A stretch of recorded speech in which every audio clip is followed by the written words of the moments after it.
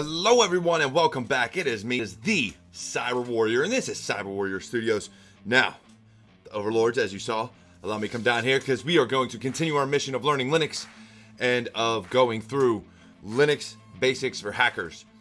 So, this amazing book that we have gone through the past few weeks is getting more and more into the weeds about how things work within the operating system. So today, bear with me, it's going to be a long one. Why? Because permissions always are a long road to understand and figuring out. So please understand that this may be a little bit of a longer video, and I hope you all enjoy it and learn something. And look, if you have questions, comments, because I try to adjust things on the fly as need be, but if you have any issues or need some more information on something, please drop it in the comments below. And don't forget to like this video and subscribe if you haven't done so yet. Now, getting into it, we're gonna get started here, people. We're gonna get started. Here we are, we're in our Kali instance. Now, as you all know, I'm always gonna be logged in as Kali initially. So let me make my screen a little bigger for you here. And we're gonna get started. All right, so you log in, and again, with this newer Kali version, you log in as a basic user. You're not logging in as root. But we are going to use root, okay? So sudo su. All right, there we go. Clear. So, and again, this is all about permissions today. All right, so understand that I'm gonna go over some things that I'm not necessarily gonna go in order of the book. I'm just gonna go about it in a way that makes sense to me, so hopefully you understand. Now, the first thing you have to understand is, let's look at what we have here. All right, so this should work. When you are looking at permissions in terms of Linux, now, kind of like Windows and it has its permissions and how it does things, Linux does as well. So one of the things we want to break down is this structure. All right, so this very first right here, this very first digit or character or whatever you want to call it, is what's going to list whether it is a file or a directory. So everything's a file, and then you have your directories. So even your binary files. So if we go to cd user bin, which we are going to get into this directory a little bit more later, but let's just take a look.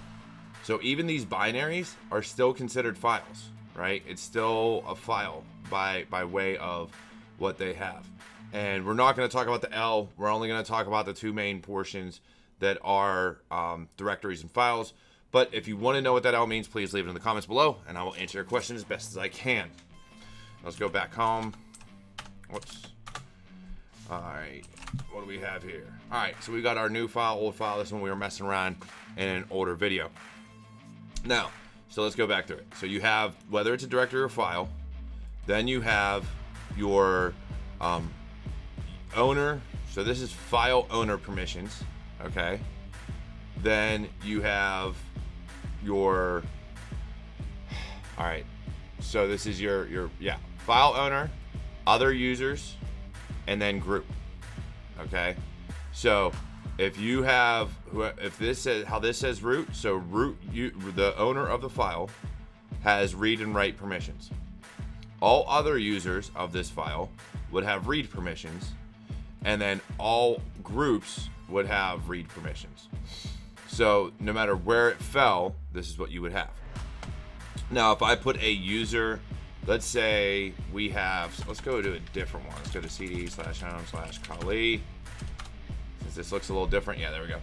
So if I were to take and create another user and put it into the Kali group, it would gain these read and execute permissions. Granted, this already has read and execute for users, so we're going to get into how that can look different here in a second. Now, permissions are inherited by groups. So that group permission, so let's say you have a user and it says all other users, let's just say this said read, but this said read and execute. Well, that read permission would not matter if you fell into the group that had read and execute permissions. All right, so hopefully that makes sense to you. But this is read, so you can read the file, you can write or directory, you can write to the file or directory, and then this X means you can execute that file or directory, meaning you can actually get into it and look at everything. All right. So let's go ahead and look at how we can change files. So let's do cd/tmp, and we're gonna do touch, and we're just gonna call this one test file. All right. Whoa. All right, there we go. We got a lot of stuff in here. So here, I just created this file. It's called test file, and it's given the default permissions of read and write, read, and read. All right. Now, what if we want to change the owner? Because this is root owner, root group. If I wanted to change the owner of this file, I would do chown. All right, change owner. And I want to change the owner to Kali, and we're going to say tmp test file. And now if I do this, now we see that Kali user is now the owner of this file. All right, so this user has these permissions, read and write. So now as root, I could do everything. So kind of can't show what that means for you, but I can tell you that it means that Kali owner now has read and write permissions. All right, so that's how we change owner. But what if we wanted to change the group that was responsible for something? Well, then what we can do is there's a command called change group, and we're going to say Kali, and we're going to give it the same file, tmp test file. Now if we look, now this has the exact same permissions as all the other files in my home directory. All right, so you see owner, user, owner is Kali, group owner is Kali, so everything falls into place for us. So let's talk about this a little bit. When we're looking at these, and let's go back here just because there's less files to look at. Whoops. Oh. There we go. So let's talk about this. So once again, this is your directory or file. This is primary user permissions. This is other user permissions, and these are group permissions. All right. So don't let that deter you. You know, understand what these permissions are, and we're going to get into how to set them, and we're going to talk about how to change all this information. This right here is the number of links, which is beyond the scope of the book we're going through, and it states it in the book, so I'm not going to touch on it just because I don't want to confuse you. And we're trying to keep up with what the book says. Once again, this is the owner of the file. All right, and this is user and group. So user owner, group owner. This is the size of the file in bytes. You can make it human readable, which will actually then turn it into megabytes, gigabytes, things of that nature. I don't know. ls-lha. There we go. So if you put that H in there, it changes these to human readable. So it's not just bytes, it then becomes kilobytes, megabytes, everything like that. All right. Go back to this one, just long list. We don't need all that right now. This date is when it was created or modified. So I created this file April 12th. If I add to that, so if I say echo, oops, it doesn't want to like, comment, and subscribe, and we want to add that to cyberwarrior and hit enter, and then now I do ll. Now it updated the date because I modified the file just now. Okay, so that's how you get into the date, and that's what the date is. And then of course you have your file name, whatever the file or directory name is. That is the very last part of this. So let's talk a little bit about these permissions. So I'm gonna go in and we're gonna do VI just so I can show you this. So if I go to VI and we're gonna go to insert, the way permissions are set up and the way you look at your read, write, execute is all by binary code. All right, so 000, which is binary for 0, is going to give you no permissions, takes them away for whatever that user is that you're giving it to. Now let's say you wanted to give someone only execute permissions. Don't know why you would do that, but let's just say you wanted to. Then you would make it a 1, which then becomes dash dash X. All right. Say you wanted to give them write permissions. That's 0, 1, 0, 2. That's what it equates to. So then you would do, that gives you something like that. What if you wanted to give them write and execute? Well, that's a 3. So we know 1 is execute, 2 is write. So 3 is going to be write and execute. So we do 0, 1, 1, 3, and that's going to be WX. If we want to do just read permissions, which you'll see a lot, that's 1, 0, 0. And again, this is all binary. So you've got binary, octal, and then what the permission set is. So we got 4, and that's read only. Whoops, not 0, 0. What if we wanted read and execute? That's 5. All right. So we got 5, read dash X. And then if you want read and write, that's going to be 7. Or 6, I mean. Apologies. So read write here. And then, of course, all permissions, like I said earlier, 7, WR, WX. So to do these permissions, there's 2 ways you can set permissions. And again, we are going to get into that. You can do the math to do it this way, or you can just copy down this table, and then you'll always know what octal or what octal, number you want to use for your permission sets. So it's completely up to you. So if we were to have, when we get into modifying files, 774 as our change, what that's going to do is that's going to give read, write, execute, and then read permissions. So that's what you'll end up seeing on the file. So we're going to get into that. So we're not going to save this. Quit. All right. So like I said, I want to change something to read, write, execute. All right. So we're going to go to that cyberwarrior file, which you can see right now is read, write, read, read. So we're going to do chmod 774 cyberwarrior.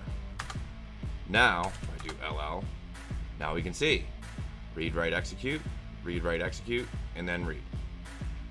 This is not a binary. You would have no reason to execute it. There's no script in there. So what I would do personally is remove that execute. Since I know execute is 1, I can do chmod 664 cyberwarrior. Now that takes it to read and write, read and write, and read. All right. So what if you wanted to use symbolic though? So what you can do is there's something called symbolic or UGO to change permissions. And you're still going to use the chmod command. You're still going to use chmod. But instead of the octals, we're going to just add and remove permissions based on what we say. So if we wanted to remove the write command from other users, and I am differentiating this from the book, we're going to say O minus W. So other users minus write, and we're going to put it on cyberwarrior. Now if I go into my LL, oops, where'd it go? I believe I may have been mistaken earlier. So what if we do plus W, just to make sure I'm not wrong.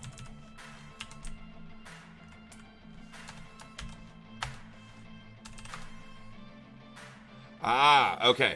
So please forgive me. See, this is why I do these things. This last set is other users. So it's user owner, group owner, and then all other users. So I mixed up my the way the permissions fell in line. Apologies. It does happen. We all make mistakes. But now if I wanted to do that, as you saw, I can, if I put that minus W now, actually let me clear my screen so you can see. And we say now minus W. So we're saying all other users lose the ability to write that file. And we see that write permission is now gone. So there we go. So now we know how to use that UGO. Which is good. So now we have the ability to change permissions using multiple different ways. But there's also something that's called default permissions when you create a file. So if I'm in my root, let's exit, let's no longer be logged in as root, and let's do touch new file for perms, and look at that. So the default of this file permission is 644. All right, so read and write, read and read. You can actually change that, and you could make it to where your default permissions for this user is 744 or 6. Actually, you can't do default for execute, so it'd be you can make it to where it's still 6, but then you can make it 00 or 611 or whatever the case may be, and that takes place in the dot profile. So ls-la, I believe that should be there. So yep, there it is. So now if we do vi.profile, and let's look at this, you can actually go into here and change what's called a UMask. There it is. The default UMask is set in Etsy profile. For setting the UMask for SSH logins, install and configure package. So we can change the default UMask. Currently, right now, we don't have one under this profile, so let's do here, quit, and let's take a look at VI Etsy profile. And our default UMask, because you can set them per user, or you can set them for each user, or for the default for everybody. Where is it?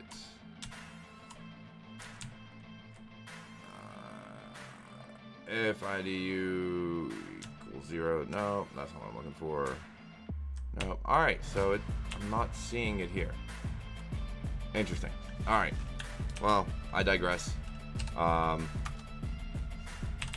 still prefer this one. This is what's in the book. Going in here, changing this UMask, and what it does is it subtracts you. So if I put this UMask in place, it's actually a subtraction. So if the default is 644, it'll actually change it to a default of 622. So then your default permissions become read and write, write. All right. Just so you're aware, it's not something that I normally mess with. I don't have a need to, but in case you were wondering where to change that, that's where. And again, you can see all this. Linux basics for hackers. Pick it up. All right. They may explain things a little bit more in depth than what I am. All right, moving on. Apologies.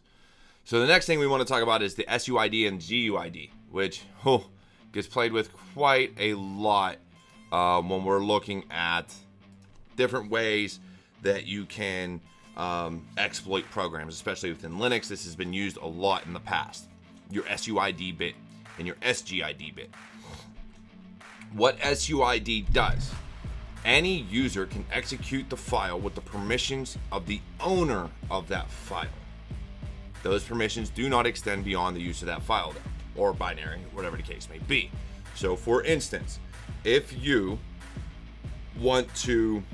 have a program that needs to access Etsy Shadow to change passwords, that program will have an SUID bit set saying, hey, we want you to run as root or whatever the owner of that program is, so that you can access this file. Now, that does not mean how do I explain this in such a way? So, let me see if I can give a better explanation without confusing you. So if the file requires the permissions of the root user during execution for all users, even those who are not root. Yes, all right, sounds right. So it does not require to be ran as sudo. You don't have to do sudo this binary. You don't have to switch users to a different user to use it. What it does is it takes on the permission of whatever the owner of that file is. All right, so if the owner of a program is root and you are logged in as Kali, you can still use that program if you have the permission to do so, and that program will run as if it is root, even though you are not logged in as such. Hopefully that makes sense. If not, again, leave a comment down below. But breaking it down a little further, we can actually look for your SUID bit. All right. So if we want to look for SUID, we would go in here, or actually, if we want to set the UID bit, just like we did Chmod, all right, you would actually do, whoops, helps if my number lock is on. You would add a 4 before you changed the permissions. That 4 will set the SUID bit. So then, and we'll go in and look at what that looks like here in a second. If you wanted to set file permissions based on the owner's group rather than the file owner, that's the SGID, or SGID, set group ID. And what that does, and I have notes here, but it's always better to get a second thought. It will execute the permissions. So someone without execute permission can execute a file if the owner belongs to the group that has permission to execute the file. It's interesting. So essentially, if you do not have execution rights, but you belong to a group that does, and that group ID bit is set, then you can execute it. All right. And to set that actually looks like a 2000. So when you're setting your permissions, that would be chmod 2604. Setting that to will set the group ID, SGID bit. But what if we wanted to find everything that has the SUID bit? Because that's what matters to us. That's what we tend to exploit a lot. So we're gonna search all directories, and we want to look for the root SUID bit. We're gonna say perm, and we're gonna do 4000. That's a lot, huh? But we're not logged in as who we want. So sudo su. And then we're gonna do that one more time. Find / user root perm 4000. So it's gonna find a lot of them. All right, there's a lot of files here. Most of them are in user bin that have that SUID bit set. All right, so let's go there so that you can see what this looks like. Oops, cd user bit clear, and then we're gonna do ll. When that SUID bit is set, it'll actually look like, let's see if I can find it. Holy jeez. There it is. Ah, found one. All right, cool. It'll put an S in there. So where that execute permission is, it actually becomes an S, which means sudo is going to execute, or su, they're going to execute as the root user, because that is who owns this file, or this program, is root. So that is going to execute as root. All right. So that's a lot about permissions, and I did it as quick as I could, just because I don't want to make these videos too incredibly long. I hope that explains some things. I hope that helps you out. Again, please, I beg of you, go get Linux Basics for Hackers if you have not done so yet. They go into some more details on some of this stuff, and I truly think it is definitely worth picking up by No Starch Press. So the link is in the description below where you can go buy this book. Please do. Otherwise, look, it's been fun. It's been a blast. The cyber overlords thankfully let me come down and do this every week, just like they let me do Security Happy Hour, and they help support my merchandise. Go ahead, go buy one. But otherwise, look, I love you all. Take care. Enjoy the rest of your week, and I got a great Security Happy Hour coming up this Friday. I hope you all tune in live at 7 p.m. Eastern Time. Otherwise, have a good one.